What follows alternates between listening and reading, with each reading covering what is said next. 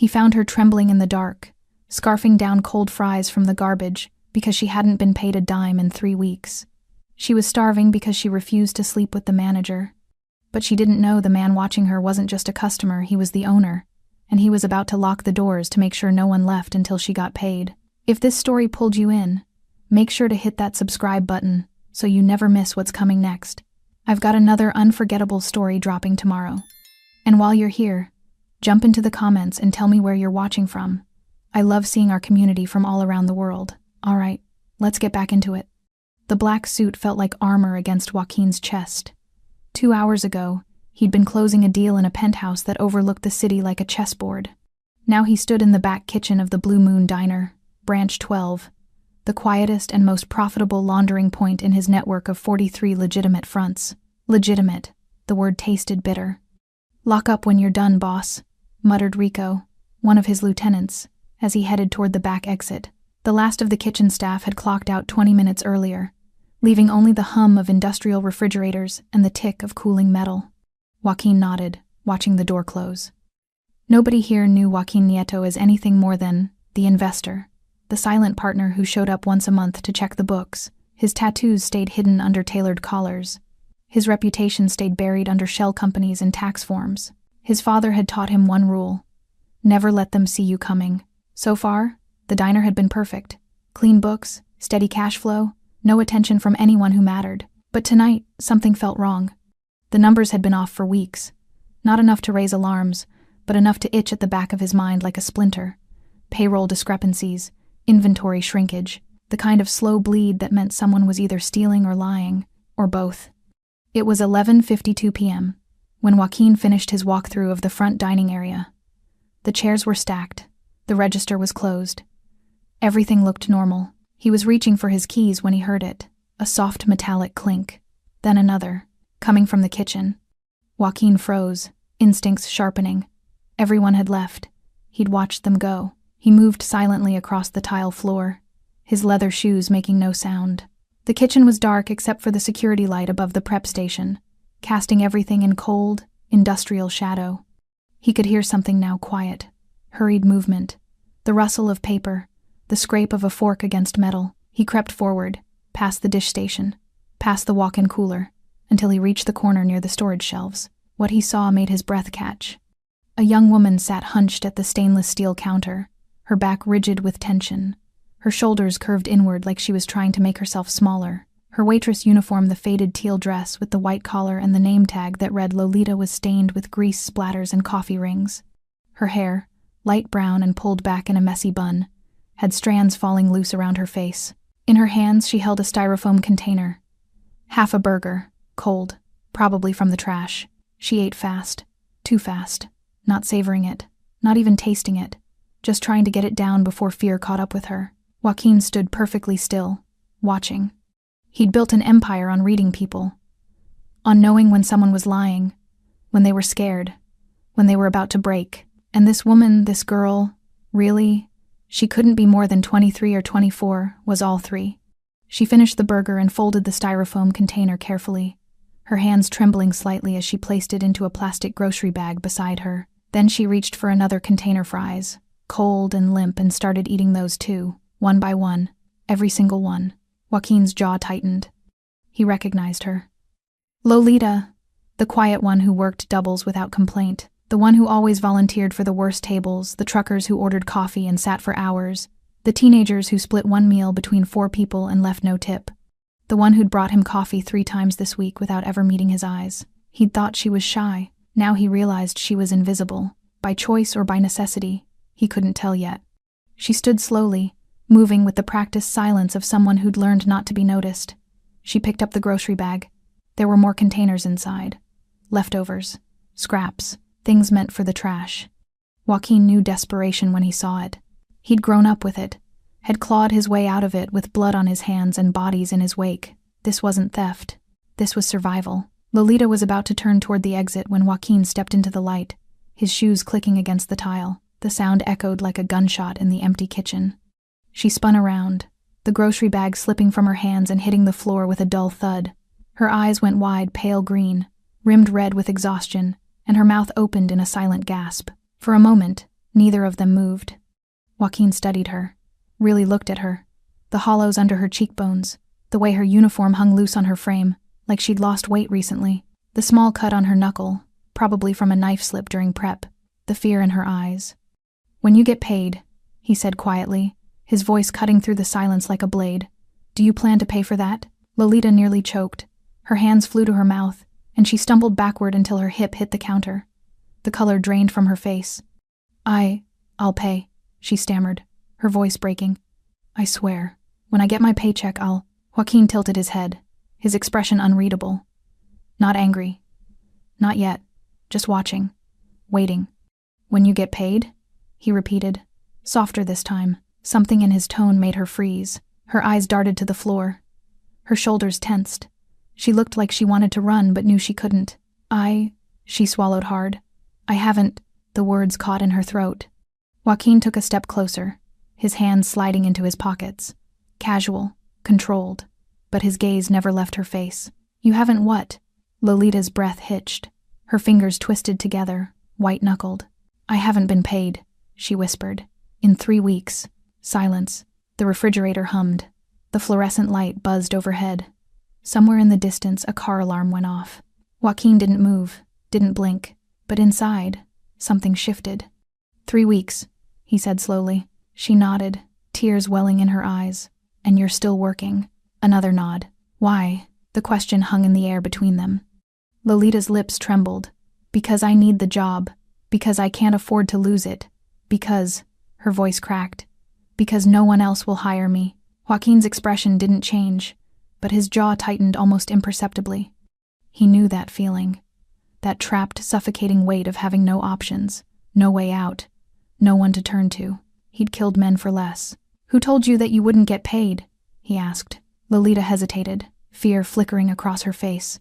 "The manager," she whispered. And just like that, Joaquin knew exactly what was happening. Joaquin didn't move, didn't speak, just stood there in the dim kitchen light, his presence filling the space like smoke thick, suffocating, impossible to ignore. Lolita's hands were still twisted together, her knuckles bone white. She looked like she wanted to disappear into the wall behind her. "The manager," Joaquin repeated, his voice dangerously quiet. "Tell me his name." "Mr. Patterson," she whispered. He said there were complications with payroll, that I'd get everything once it was sorted out." Joaquin's eyes narrowed. 3 weeks ago. She nodded. "And you believed him." It wasn't a question. It was an accusation wrapped in silk. Lolita flinched. "I didn't have a choice. He said if I complained, if I made trouble, he'd—" She stopped, swallowing hard. "He'd what?" "Fire me." Her voice was barely audible now. "And make sure I couldn't get hired anywhere else in the city." Joaquin felt something cold settle in his chest. The kind of cold that came before violence, before consequences. He'd reviewed the payroll reports himself just last week. Every employee had been marked as paid. Every check had cleared. The numbers were clean, which meant Patterson had been pocketing her wages, or withholding them for leverage. Either way, it was theft. And in Joaquin's world, theft had only one punishment. "How much does he owe you?" Joaquin asked. Lolita's eyes widened slightly, surprised by the question. I don't know exactly. Maybe 2,000? Maybe more? $2,000. 3 weeks of work. Double shifts. Terrible customers. All for nothing. Joaquin's jaw tightened. "And you've been eating leftovers to survive." It wasn't a question, but she answered anyway. "Yes." The word hung in the air like a confession. Joaquin studied her face, really looked at her, the exhaustion carved into her features, the way her eyes had that glassy, distant look of someone who'd stopped hoping for things to get better. She reminded him of his mother. The memory came unbidden, his mother at the kitchen table, counting coins with shaking hands, trying to figure out how to stretch $10 into 3 meals. The way she'd smiled at him and his sister, pretending everything was fine even as her stomach growled. She died broke, died tired, died believing the world didn't care about people like her. And she'd been right, until Joaquin had made them care. "Sit down," he said, nodding toward the counter. Lolita hesitated, confusion flickering across her face. "I'm not going to hurt you," Joaquin added, his tone softer but no less commanding. "Sit." Slowly, carefully, she lowered herself onto the stool. Her hands folded in her lap. Her eyes stayed fixed on the counter. Joaquin moved to the other side, leaning against the stainless steel. The distance between them felt deliberate. Safe. Non-threatening. "When did this start?" he asked. Lolita bit her lip. 3 weeks ago. After I... She stopped. "After you what?" Silence. Joaquin waited. He was good at waiting. Patient. Predatory. Finally, she spoke. "After I said no." The words were so quiet he almost missed them, but he didn't. His hands, resting on the counter, curled into fists. "He propositioned you." She nodded, tears sliding down her cheeks now. She wiped them away quickly, like she was ashamed of them. "It started small," she whispered. "Compliments. Comments about how I looked in the uniform, how I should smile more. Then he started..." Her voice broke. "He started touching my shoulder, my back, said he was just being friendly." Joaquin's vision went red at the edges. "And when you told him to stop?" He laughed, said I was being dramatic, that I should be grateful someone was paying attention to me. She took a shaky breath. "Then one night he cornered me in the storage room, told me I could make things easier for myself, that he could help me get better shifts, more tips. If you slept with him..." She nodded, fresh tears falling. "I said no. I told him I wasn't interested." And he smiled. He just smiled and said, "That's fine, but don't expect any favors from me." Joaquin's knuckles were white now. His breathing was controlled, measured, but inside he was calculating, planning. "The next day, my paycheck didn't come through," Lolita continued. "When I asked him about it, he said there was an issue with my time card, that I'd have to wait. Then the next week, same thing. And the week after that, and you didn't report him." She looked up at him then, her eyes red and desperate. "To who?" "He's the manager. He does the scheduling. He handles payroll. And even if I went over his head, who would believe me? I'm just a waitress. He'd say I was lying, that I was trying to get him in trouble because I was lazy or because you rejected him." Joaquin finished. She nodded, breaking down completely now. Her face fell into her hands, and her shoulders shook with silent sobs. Joaquin stood there, watching her fall apart, and felt something he hadn't felt in years. Rage. Not the hot, explosive kind. The cold, calculated kind. The kind that ended with bodies and silence. He reached into his jacket pocket and pulled out a handkerchief, white, pressed, expensive. He set it on the counter beside her. Lolita looked at it like it was a trap. "Take it," he said gently. She did, slowly, and pressed it to her face. "Did he touch you?" Joaquin asked, his voice deadly quiet. She shook her head. "Just my shoulder, my back. Nothing. Nothing else." Yet, the word hung between them like a promise of violence. Lolita looked up at him, her eyes wide. "Who are you?" Joaquin smiled, but there was no warmth in it. "Someone who's about to make sure you get paid." Before she could respond, footsteps echoed from the hallway, heavy, confident. The door to the kitchen swung open, and Patterson walked in. He was tall, broad-shouldered, with graying hair and the kind of smile that didn't reach his eyes. He wore a polo shirt with the diner's logo and khakis that were too tight. His smile died the moment he saw Lolita. "What the hell are you still doing here?" he barked. Then he saw Joaquin, and his expression shifted. Confusion, then annoyance. "Can I help you?" Patterson asked, his tone clipped. Joaquin straightened, his hands sliding into his pockets. "Actually," he said calmly, "I think you can." Patterson's eyes narrowed as he looked between Joaquin and Lolita. His jaw tightened, and that fake smile returned the kind salesmen used when they were about to lie. "I wasn't aware we had visitors after hours," he said, his voice dripping with false politeness. "The diner's closed. You'll need to come back tomorrow." Joaquin didn't move, didn't blink. "I'm not a visitor." Patterson's smile faltered. "Excuse me?" "I said I'm not a visitor." Joaquin's voice was calm, measured, but it carried weight. Authority, the kind that made men like Patterson nervous without knowing why. Patterson shifted his weight, crossing his arms over his chest. The gesture was meant to look authoritative, but Joaquin saw it for what it was, defensive. "Well, either way, we're closed. And this one..." He jabbed a finger toward Lolita, who flinched. "Shouldn't even be here." "Lolita, what did I tell you about hanging around after your shift?" Lolita's voice was barely a whisper. "I was just nothing." Patterson's voice rose, bouncing off the stainless steel surfaces. "You think I don't notice inventory going missing? You think I'm stupid?" Joaquin watched Lolita shrink into herself, her shoulders curling inward. The fear in her eyes was visceral, real. It made him sick. "What inventory?" Joaquin asked quietly. Patterson spun toward him, irritation flashing across his face. "I'm sorry. Who are you exactly? Because you're not staff, and you're not authorized to be back here." "Answer the question," Joaquin said, his tone dropping several degrees. Something in his voice made Patterson pause, made him reassess.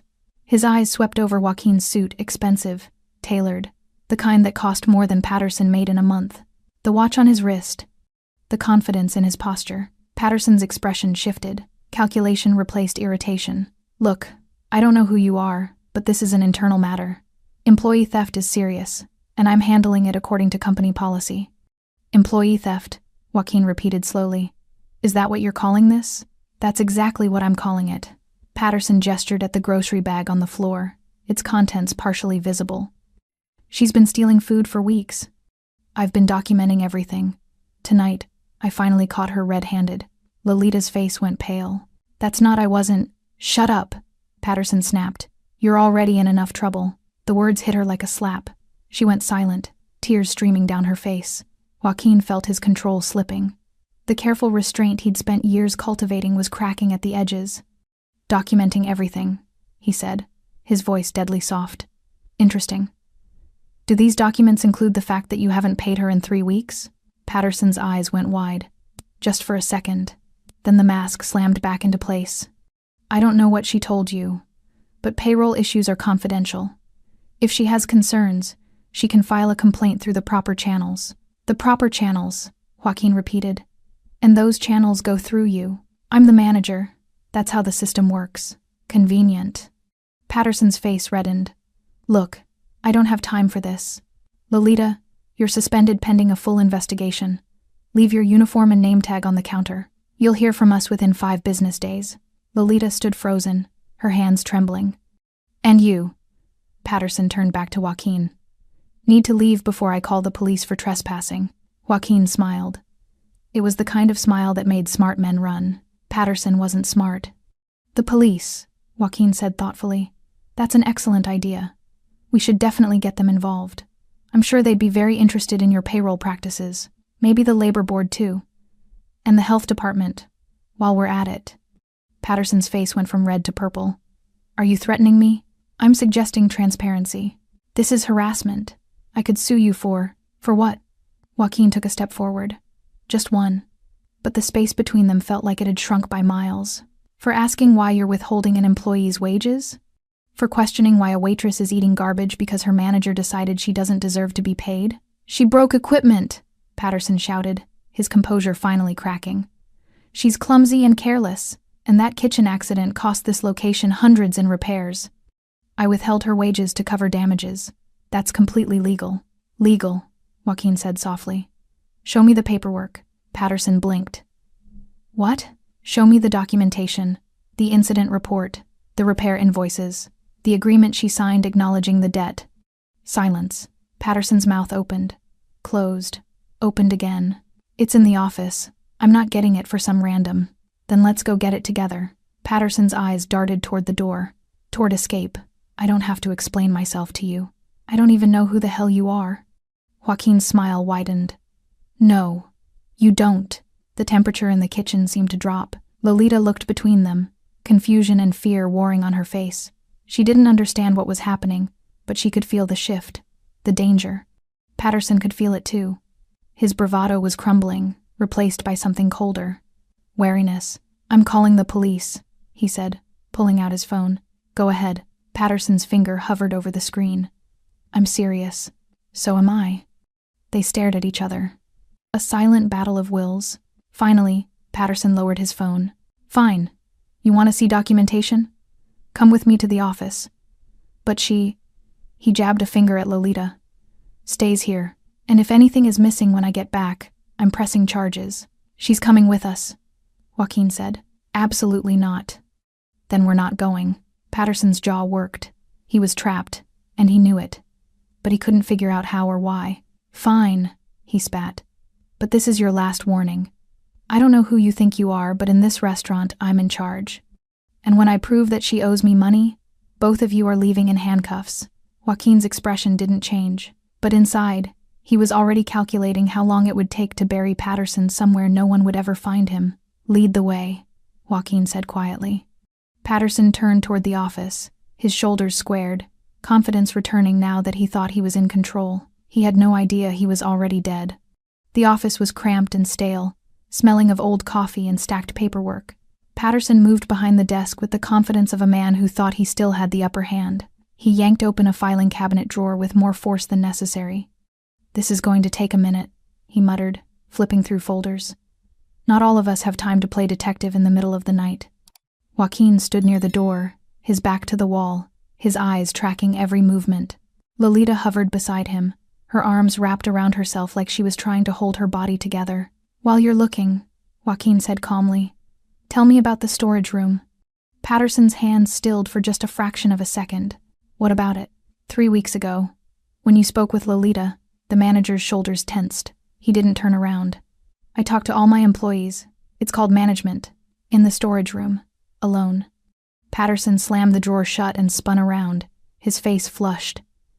"I don't know what she told you, but I never." "Never what?" Joaquin's voice was silk over steel. "Never did anything inappropriate." Patterson's eyes flicked to Lolita, and there was something ugly in his expression. Something venomous. If she's saying otherwise, she's lying.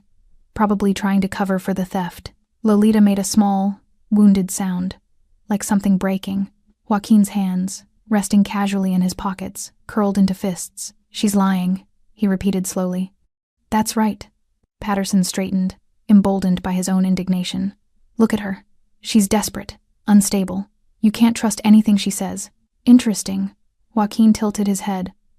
"Because she hasn't accused you of anything, yet." The color drained from Patterson's face. The silence stretched like a razor blade. "I think," Joaquin continued softly, "you should tell me exactly what happened in that storage room." Patterson's mouth opened and closed. His eyes darted toward the door toward escape, but Joaquin's presence blocked it like a wall. "Nothing happened," Patterson said, his voice rising. "She's confused. Maybe she misinterpreted. Did you touch her?" The question cut through the room like a gunshot. Patterson flinched. "I know.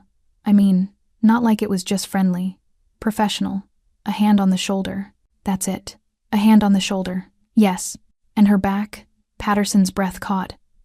"She told you that?" "She told me everything." Lolita was trembling now, silent tears streaming down her face. She looked like she wanted to run, to disappear, but her feet stayed rooted to the floor. Patterson's expression shifted rapidly.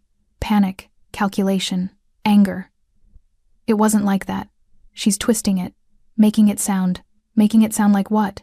Joaquin's voice dropped to a whisper. "Like harassment? Like coercion?" "No. Jesus Christ, no." Patterson ran a hand through his hair, his composure fracturing. "I complimented her. I was nice to her. That's not a crime. And when she didn't respond the way you wanted? Silence. You withheld her wages. That's because of the equipment, the mixer. She broke it during the lunch rush, and I had to." "How much did the mixer cost?" Patterson blinked. "What?" "The mixer. How much to repair it?" I don't remember exactly. A few hundred." "Show me the invoice." Patterson's hands fumbled with the filing cabinet again. His movements were jerky now, desperate. "It's here somewhere. I know I filed it." He pulled out folder after folder, his breathing getting heavier. Papers scattered across the desk. "I know it's here." Joaquin waited. Patterson's search became more frantic. Drawers slammed, files hit the floor. "It has to be. Maybe it's in the other cabinet. Or maybe I sent it to corporate. They handle some of the bigger repairs, so..." "There is no invoice," Joaquin said quietly. Patterson froze. "Because there was no repair." "That's not true. The mixer isn't broken." "Yes, it is. I saw her.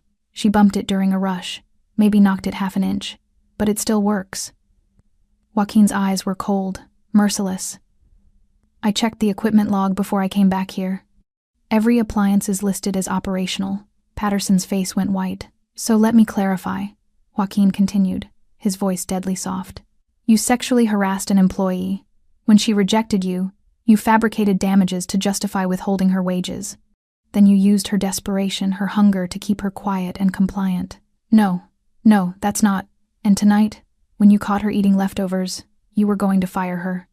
Destroy any chance she had of filing a complaint. Patterson's back hit the wall. Who the hell are you? Joaquin stepped forward. Just one step. But the air in the room changed. I'm someone who hates thieves. Patterson's breathing was ragged now. I didn't steal anything. You stole 3 weeks of her life. 3 weeks of wages. 3 weeks of dignity. Joaquin's voice was ice.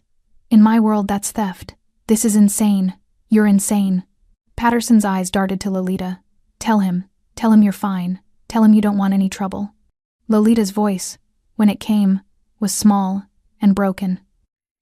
You said I was lucky to have this job. That girls like me were replaceable. Patterson's face twisted. I was trying to motivate you. You said if I complained, you'd make sure I never worked anywhere in this city again. That's not... I never said that exactly. You did. Her voice grew stronger, sharper. You said it twice. Once in the storage room, once when I asked about my paycheck. Patterson looked like a cornered animal. Desperate. Dangerous. Fine. He threw his hands up. You want to know the truth? She's a terrible waitress. Slow. Awkward. Cost me money and complaints and refunds. I was doing her a favor by keeping her on. But if she wants to play victim, she can explain to the unemployment office why she got fired for theft. Joaquin's expression didn't change, but something in his eyes went dark. You just made a mistake, he said softly. Patterson laughed, a brittle, hysterical sound. I made a mistake? You're threatening me in my own office? And I made a mistake? Yes. What are you going to do? Hit me? Assault me? I'll have you arrested before you. The lights went out. The office plunged into darkness. And in that darkness, Patterson heard something that made his blood run cold. Footsteps. Not from Joaquin. From the hallway. Multiple footsteps. Coming closer. The darkness lasted only 3 seconds. When the lights flickered back on, Patterson saw them. 3 men stood in the doorway. They hadn't been there before. They'd materialized like shadows, given form silent, still, and absolutely terrifying. The first was built like a bulldozer, with a shaved head and a scar that ran from his temple to his jaw. The second was lean and wiry, with dead eyes that had seen too much and felt too little. The third wore an expensive watch and a smile that never reached his eyes. Rico. The one who'd left earlier, except he hadn't left at all. Patterson's mouth went dry.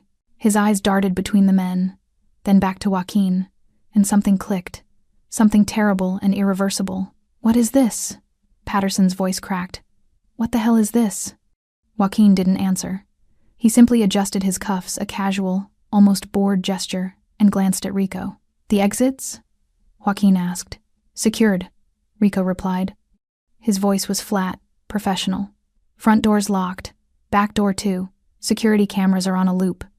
As far as anyone knows, the building's been empty since 11:30. Patterson's legs nearly gave out. He grabbed the edge of the desk for support. Wait, please. I don't know what you think. Quiet. The word was barely above a whisper, but it cut through the room like a blade. Patterson's mouth snapped shut.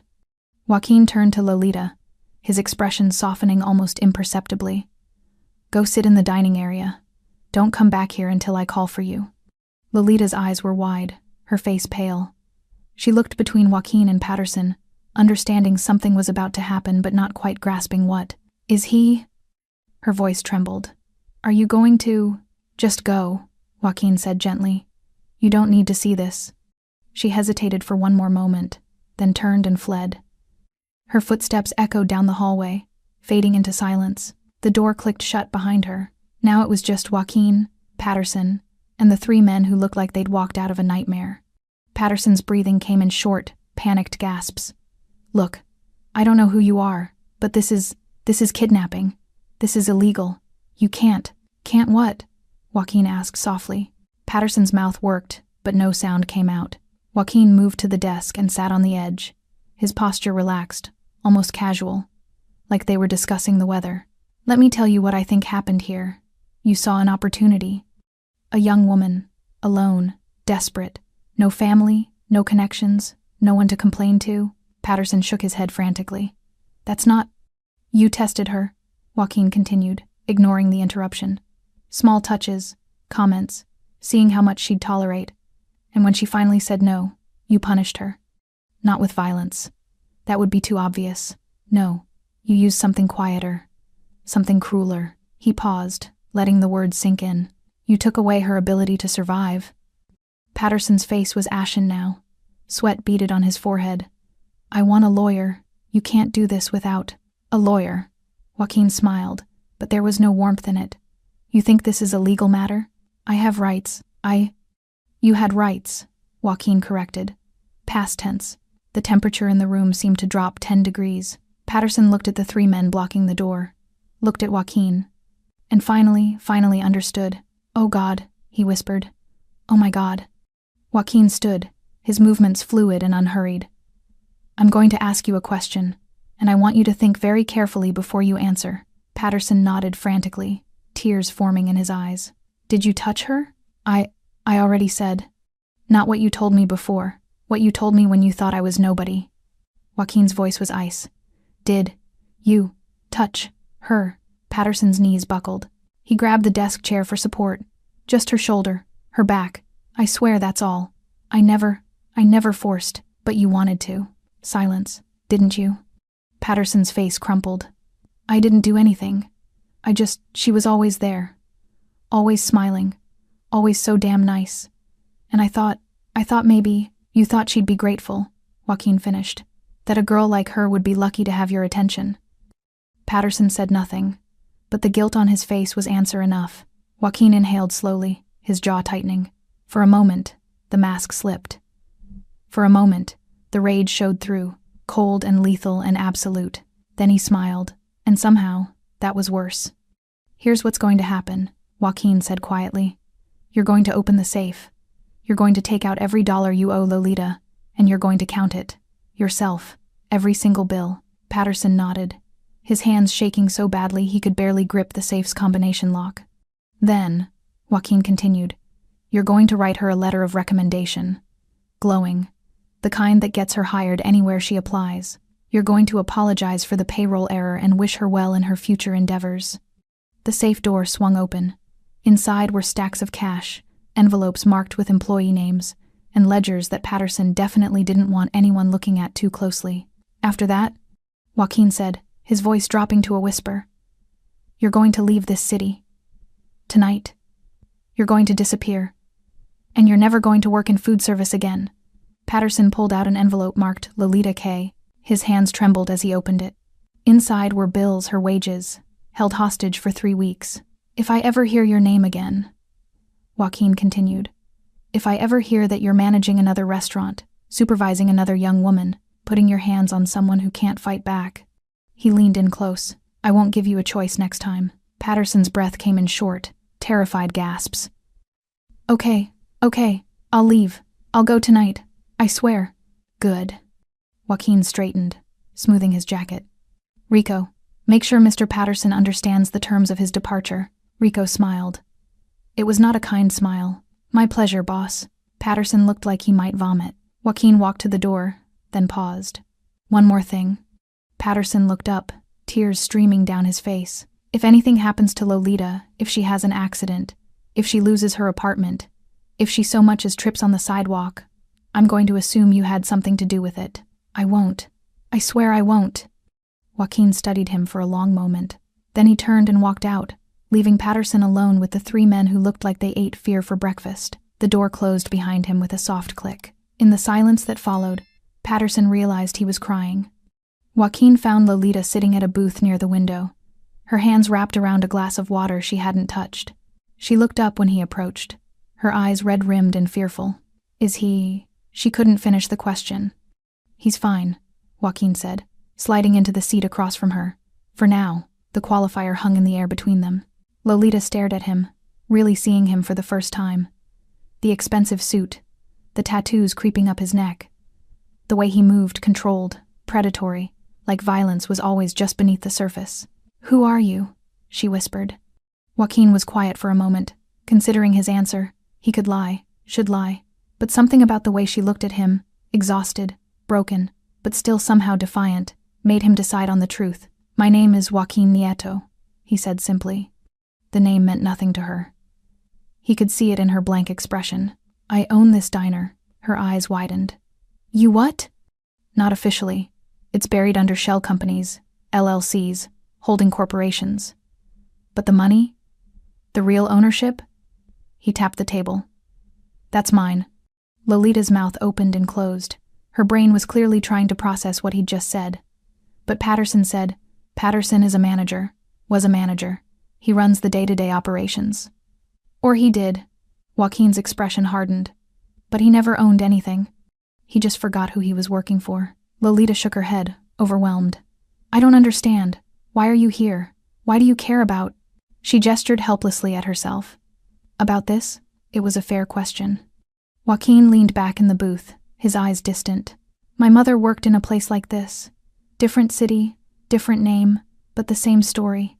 She had a manager who liked to touch the waitresses, who held their paychecks when they complained, who made them feel small and powerless. Lolita went very still. She never fought back. Joaquin continued, his voice soft but laced with old anger. She needed the job, needed the money.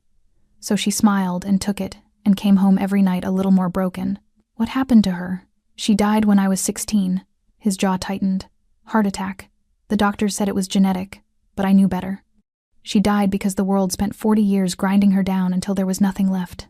The silence between them was heavy with shared pain. I'm sorry, Lolita whispered. Joaquin's eyes refocused on her. Don't be sorry. Be angry. I am angry, she said, and for the first time, there was fire in her voice. I'm furious. But what good does that do? People like me don't win against people like him. People like you, Joaquin repeated slowly. What does that mean? Lolita laughed bitterly. Poor, replaceable, nobody. You're not nobody. Yes, I am. Her voice cracked. I'm a 24-year-old waitress with a GED and $300 in the bank.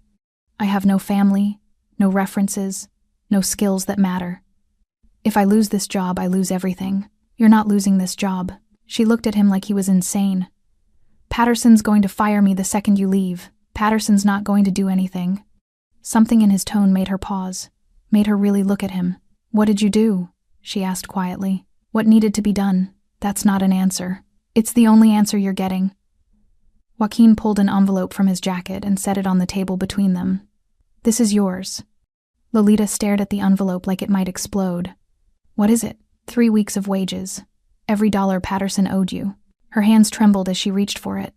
She opened it slowly, her eyes widening as she saw the cash inside. Bills, 20s, 50s, hundreds. This is... Her voice broke. This is too much. That's what you earned. But how did you...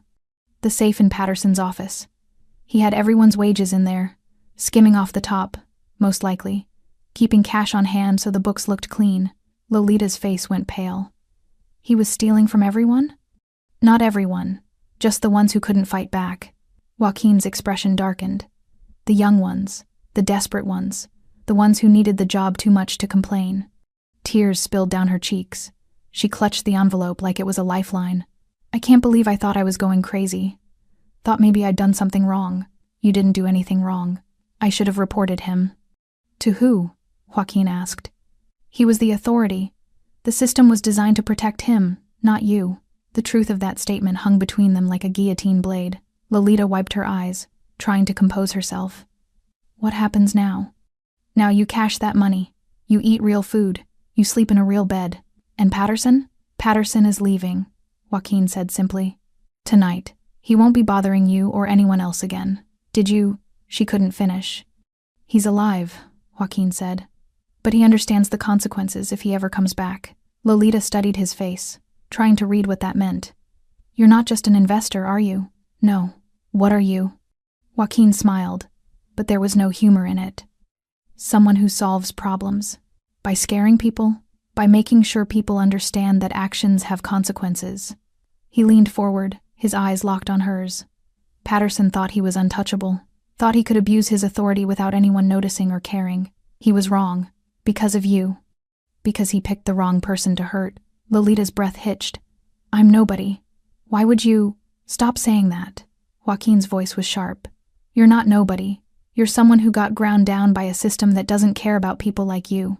Like my mother. Like too many people I've watched get destroyed by men like Patterson. He stood, smoothing his jacket. Tomorrow morning you're going to come back to work. You're going to find out that Patterson took a sudden leave of absence. The assistant manager will be handling things until we find a replacement. A replacement? Someone who knows how to treat employees like human beings. Lolita stood too, clutching the envelope. I don't know what to say. Don't say anything. Joaquin's expression softened slightly. Just don't let anyone make you feel powerless again. She nodded, tears streaming freely now. Joaquin walked toward the door, then paused. And Lolita? She looked up. You're not replaceable. Don't ever let anyone tell you different. The door chimed as he left, disappearing into the night like a shadow. Lolita stood alone in the empty diner, holding 3 weeks of her life in her hands, and for the first time in months, she felt something she'd almost forgotten. Hope. Patterson sat in the office chair, his hands still trembling as he counted the bills. Rico stood behind him, close enough that Patterson could feel his breath on the back of his neck. The other 2 men flanked the door like statues carved from violence. Faster, Rico said quietly. Patterson's fingers fumbled with a stack of 20s. I'm going as fast as I can. Not fast enough. The bills fluttered onto the desk. Patterson had to start counting again. Sweat dripped down his temple, stinging his eyes. 2,400, he finally said, his voice hoarse. That's everything. Every dollar He caught himself. Every dollar she's owed. Rico leaned down, his face inches from Patterson's ear. Plus interest. What? You held her money for 3 weeks. That's 21 days she went hungry because of you. 21 days of suffering. Rico's voice was ice. Add 500. Call it emotional damages. I don't have... A hand clamped down on Patterson's shoulder. The grip was gentle, almost friendly. But the threat was unmistakable. Find it, Rico said. Patterson's hands shook as he pulled open his wallet. Inside were credit cards, receipts, and $300 in cash. His emergency money.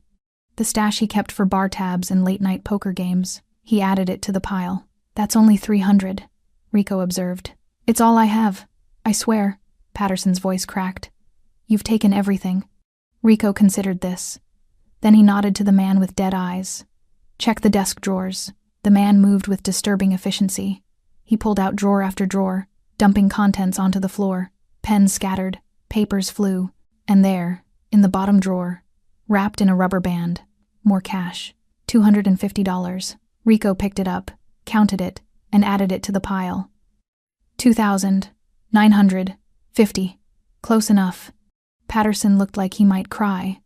That was my rent money. Should have thought of that before you decided to play games with someone else's. The silence stretched.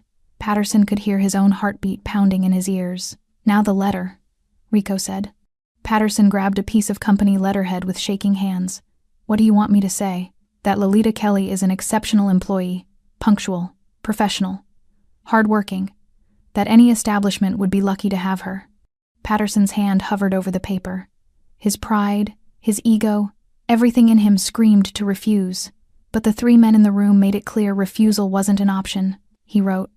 His handwriting was messy, almost illegible, but he wrote what they told him to write. Every word felt like swallowing glass. When he finished, Rico took the letter, read it, and nodded. Sign it, Patterson signed. Date it. He dated it. Rico folded the letter carefully and tucked it into his jacket. Then he pulled out a small notebook and a pen. Now we discuss your departure. Patterson's stomach dropped. I said I'd leave. I meant it. I'll be gone by morning. Where? What? Where are you going? Rico's pen was poised over the paper. I need a city, an address, a phone number. I don't know yet. I haven't... Figure it out. Now. Patterson's mind raced. Family? No. His brother hated him. Friends? He didn't have any real friends. Just drinking buddies and poker acquaintances. Phoenix, he blurted out. I have a cousin in Phoenix. I can stay with him until I find work. Rico wrote it down. Name? Eddie. Eddie Patterson. Address? I don't know the exact address. I'd have to call him. Rico looked up, his expression flat. Then call him. Patterson pulled out his phone with shaking hands. It took 3 tries to unlock it. He scrolled through his contacts, found Eddie's number, and pressed call. It rang 4 times before someone picked up. Yeah? Eddie's voice was groggy, irritated. Eddie, it's me. Listen, I need a favor. Do you know what time it is? Patterson glanced at the clock. 1:47 a.m. I know. But this is important. I need to stay with you for a while. Just a few weeks until I get on my feet. Silence on the other end. Eddie, what did you do? Nothing. Work didn't pan out. I need to relocate. In the middle of the night. Yes. More silence. Then Eddie sighed. Fine. But you're sleeping on the couch, and you're paying rent. I'm not running a charity, of course. Thank you. What's your address? Eddie rattled off an address in a Phoenix suburb. Patterson repeated it while Rico wrote it down. I'll be there by tomorrow afternoon, Patterson said. Whatever. Eddie hung up. Patterson lowered the phone, his hands still trembling. There. I have a place. I'll be gone by dawn. You'll never hear from me again. Rico studied the notebook. Phoenix. Good. Long way from here. He looked up, and his smile was predatory, but not far enough that we can't find you if we need to. The threat was clear. Patterson nodded frantically. I understand. I won't come back. I won't contact anyone here. I'll disappear. You will, Rico agreed. But just so we're clear on what happens if you don't. He gestured to the man with the scar. The man stepped forward and placed a photograph on the desk. Patterson's blood turned to ice.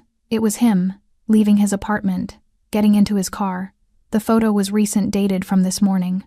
We know where you live, Rico said conversationally. We know what you drive. We know your routines, your habits, your favorite bar. Another photograph. Patterson at a liquor store. Another. Patterson at a gas station. We've been watching you for 2 days, Rico continued. Ever since the boss started noticing irregularities in the payroll, Patterson felt like he might vomit. If you come back, Rico said, his voice dropping to a whisper, if you even think about retaliating against Lolita or anyone else who works here, we'll know. And the next time you see us, it won't be for a conversation. Patterson's vision blurred with tears. I won't.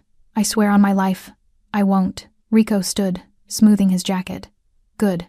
Because your life is exactly what you'd be swearing away. He walked to the door, then paused. You have 2 hours to pack. If you're still in this city by sunrise, our deal is off. I'll be gone, Patterson whispered. I promise. The 3 men left without another word. Patterson sat alone in the office, surrounded by empty drawers and scattered papers, and realized he'd just lost everything. His job, his money, his power. And somewhere in the darkness, Joaquin Nieto was watching, waiting, making sure Patterson made the right choice. For once in his miserable life. The sky was still dark when Patterson threw the last duffel bag into his trunk. His hands shook as he slammed the lid shut, the sound echoing through the empty parking lot like a gunshot. 2 hours.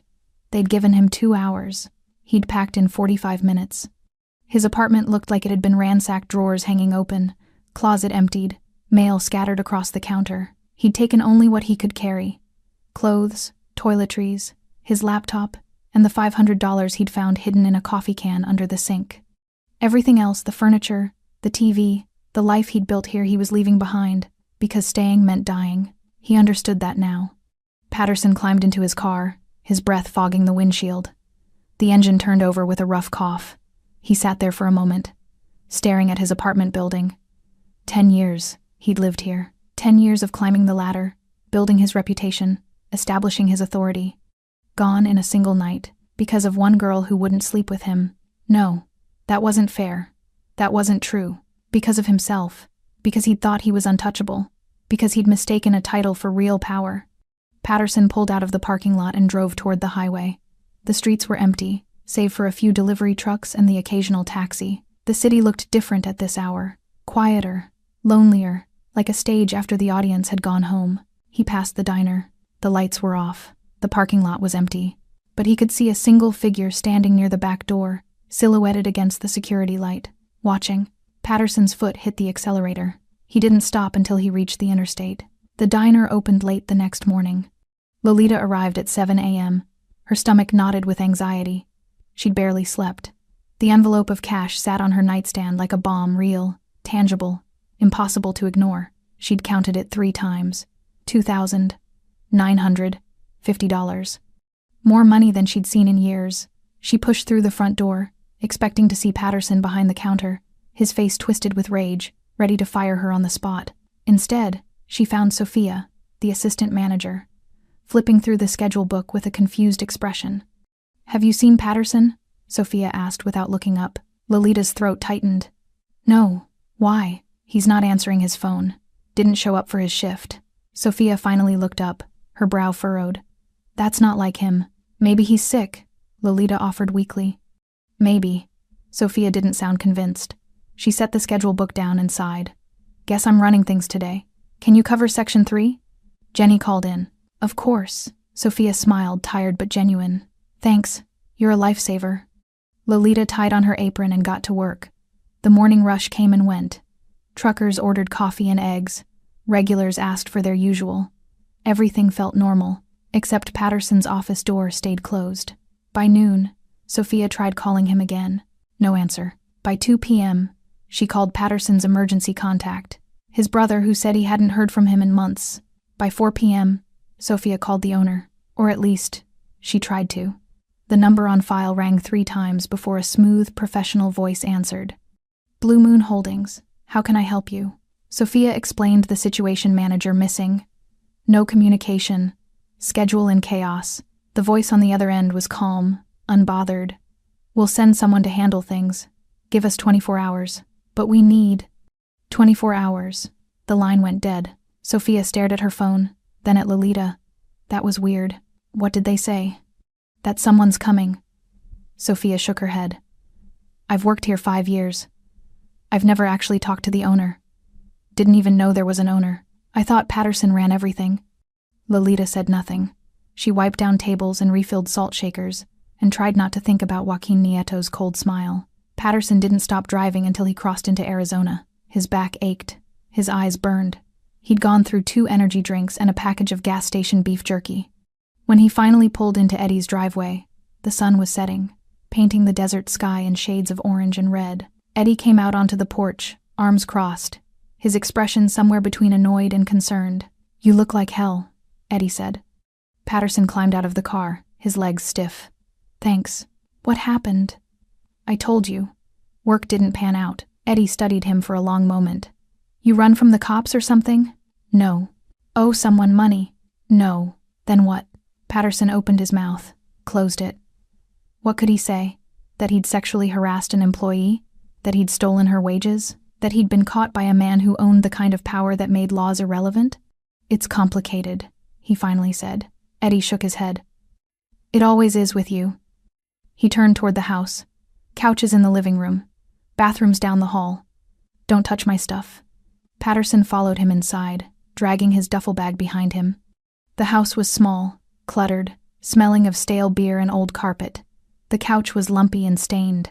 The TV was ancient. It was the furthest thing from the life Patterson had imagined for himself. He dropped onto the couch and stared at the ceiling. His phone buzzed. Unknown number. He almost didn't answer, but something made him pick up. Hello? Silence. Then a voice, smooth, cold, unmistakable. You made it to Phoenix. Patterson's blood ran cold. How did you? I told you we'd know. Joaquin's voice was calm, almost conversational. This is your reminder. You stay there. You stay quiet. You don't contact anyone from your old life. I won't. I swear. Good. A pause.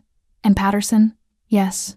If I hear your name again, if you manage another restaurant, supervise another woman, even think about touching someone who can't fight back, you won't get a phone call. You'll just disappear. The line went dead. Patterson sat in the darkness of his cousin's living room, his phone trembling in his hand.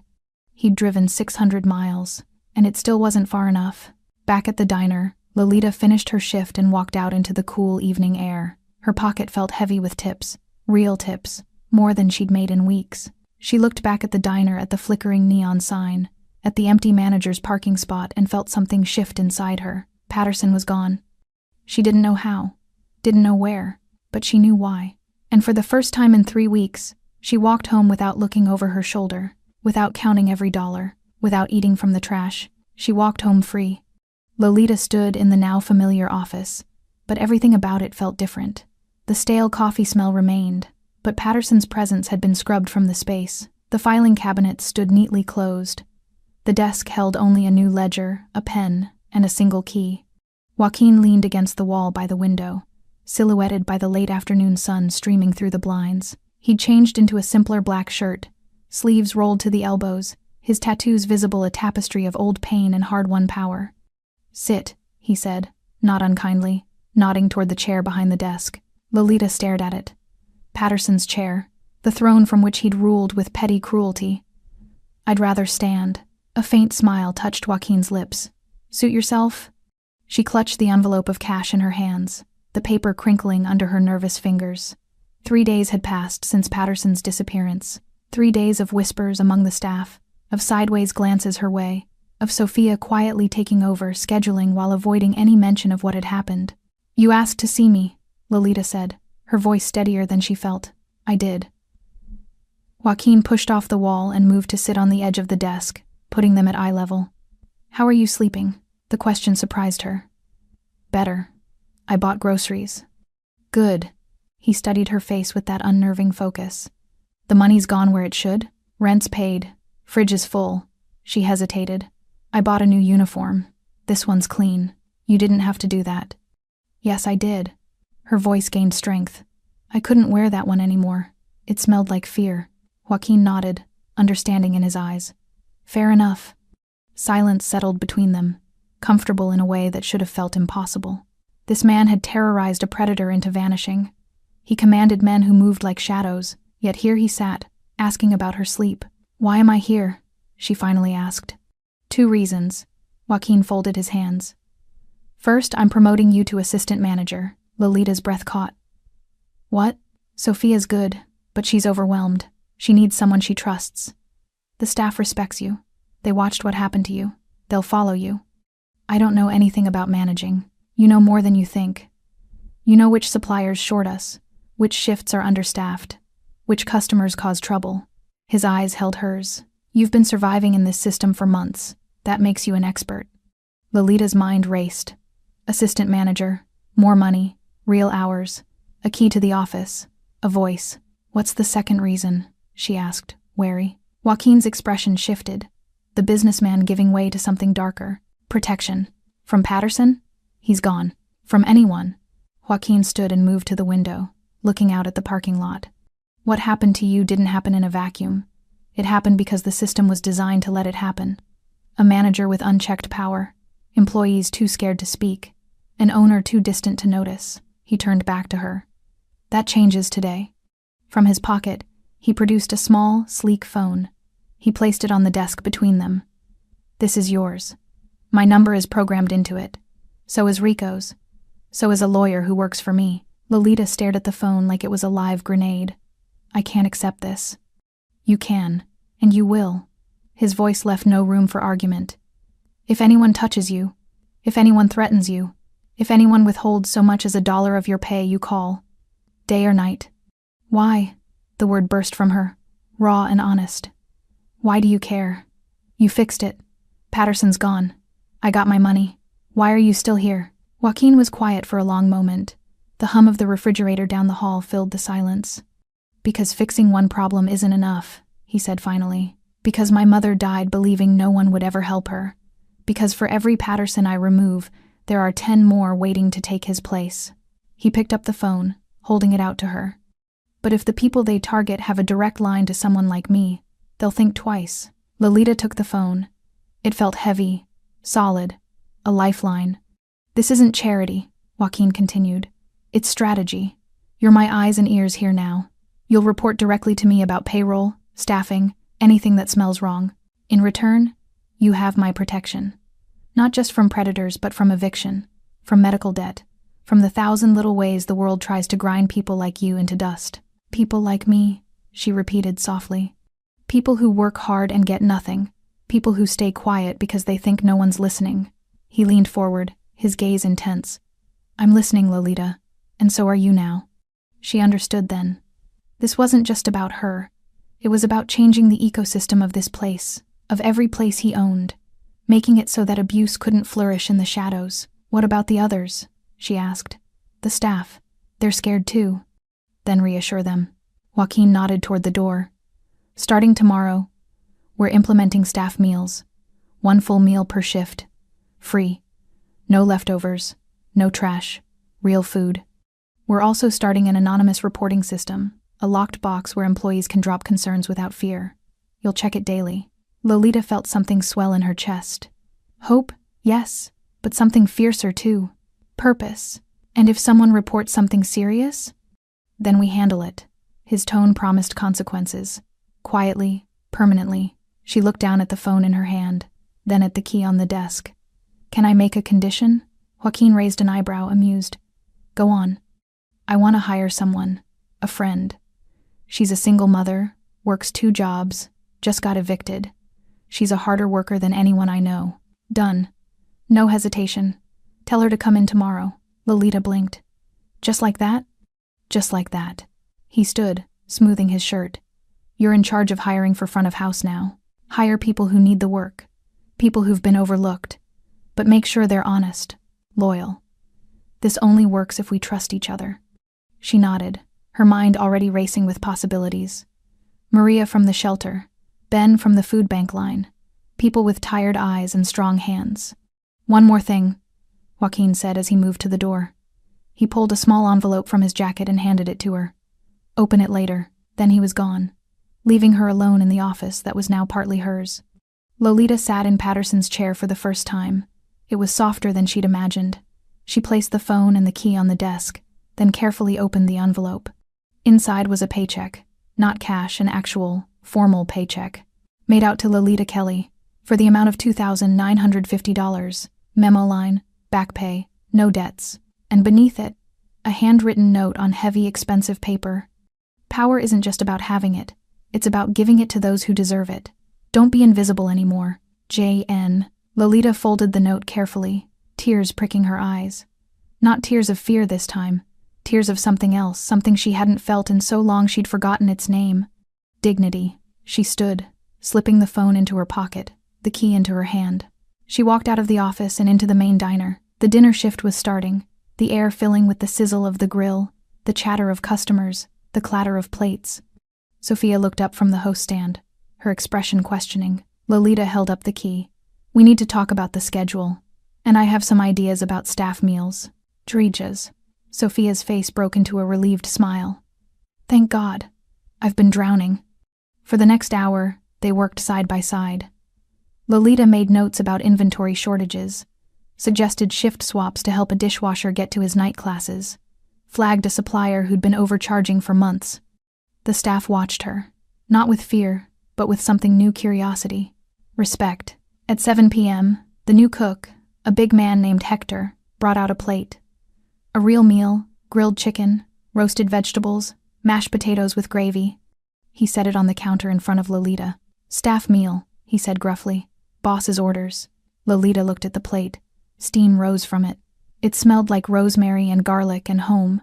She didn't hide. She didn't hurry. She sat at the counter, in the light, where everyone could see her, and she ate. And for the first time in 3 weeks, she tasted every single bite. 2 weeks later, the Blue Moon Diner hummed with a different kind of energy. The neon sign still flickered. The coffee still smelled bitter and strong. The same regulars still occupied the same worn vinyl booths. But the silence that had once been thick with fear had been replaced by something lighter: conversation. Laughter. The easy clatter of a kitchen running smoothly. Lolita stood at the counter, reviewing the new weekly schedule on a tablet. Her tablet. Another quiet delivery from Joaquin, along with a note. For the modern manager. She'd hired 3 new staff members: Maria, her friend from the shelter, who now worked mornings with a calm efficiency that soothed the breakfast rush. Ben, who washed dishes with a focus that bordered on reverence, grateful for the steady hours. And Chloe, a culinary student who redesigned the staff meal menu to be both affordable and nourishing. The anonymous reporting box, mounted discreetly near the time clock, remained empty. Not because problems didn't exist, Lolita suspected, but because they were being solved out in the open now. A cook with a grievance spoke to Sophia. A server needing a shift swap came to Lolita. The fear had been redirected away from each other, and toward anyone who might threaten the new equilibrium. Joaquin hadn't returned, but his presence was woven into the fabric of the place. In the new security cameras, not hidden but openly displayed. In the updated payroll system that sent digital stubs to every employee's phone every Friday. In the unspoken understanding that someone was watching, and that someone cared about justice. The bell above the door chimed. Lolita looked up, and her breath caught. He stood in the doorway, backlit by the evening sun. Not in the armor-like black suit, but in dark jeans and a gray sweater, the collar of his shirt hinting at the tattoos beneath. He looked less like a specter and more like a man. A dangerous man, but a man nonetheless. He met her eyes and gave a slight, almost imperceptible nod. He took a seat at the far end of the counter, the same spot he'd occupied weeks ago when he was just a silent investor. He didn't look at a menu. He didn't need to. Lolita poured a cup of coffee black, no sugar, and brought it to him. Her hands didn't shake. "Boss," she said, setting the mug down. "Manager," he replied, a ghost of a smile at the corner of his mouth. She didn't ask why he was here. She didn't need to. This was a check-in, an inspection, a reminder that the protection offered was not without observation. "How's the balance sheet?" he asked quietly, his eyes scanning the dining room. "Up 12% since last month. Food costs are down thanks to Chloe's vendor renegotiations. Staff turnover is 0. And the box? Empty." "Good." He took a sip of coffee. "It means the system is working. For now." He watched as Maria refilled a customer's coffee with a genuine smile. Watched as Ben delivered perfectly clean plates to the pass. Watched as Sophia laughed with a regular at the register. "You've built something here," he said, his voice low. "We did," Lolita corrected gently. He glanced at her, and for a moment, the mask slipped completely. She saw not the Mafia boss, not the Avenger, but the boy who'd watched his mother count coins. The man who carried the weight of every injustice he couldn't prevent. "She would have liked this," he said, so quietly she almost didn't hear it. Lolita didn't ask who. She knew. "I think so too." Hector appeared from the kitchen, holding 2 plates. He set one in front of Joaquin, the same grilled chicken and vegetables Lolita had eaten her first night as assistant manager. He set the other in front of Lolita. "Staff meal," Hector said, then returned to the kitchen without another word. Lolita sat on the stool beside Joaquin, not too close but side by side, looking out at the diner they had, in their own ways, reclaimed. They ate in comfortable silence. The food was good, simple, honest. As Joaquin finished, he pushed his plate away and turned slightly on his stool, his gaze settling on her. "You're not afraid anymore." It wasn't a question. "No," she said. "I'm angry. But it's a clean anger. It fuels me, instead of starving me." "What are you angry at?" "The world that makes places like this necessary." She gestured around them. "The system that tells people like Maria, like Ben, like me, that we're disposable, that our suffering is just the cost of doing business." She looked at him. "I'm angry that it took someone like you to change it." "Someone like me," he repeated, a dark amusement in his eyes. "A man who operates outside the law to enforce a better one." He considered this, nodding slowly. "The law protects property, not people. I protect what's mine." "And we're yours now?" she asked, not challenging but understanding. "Yes. No apology, no euphemism, which means no one else touches you, no one else exploits you. You work, you get paid, you go home safe. That's the only contract that matters." He stood, pulling a folded bill from his pocket and placing it under his coffee mug. $100 bill, far too much. A message, not a payment. "The promotion becomes permanent tomorrow," he said. "Salary, benefits, a percentage of the profits. The details are in your email." Lolita stood as well, facing him. "Thank you." "Don't thank me. You earned it." He looked at her, really looked at her, and she saw the predator, the protector, and the man, all woven together. This only works if you never go back to being invisible. You see everything, you hear everything, and you tell me, "I will."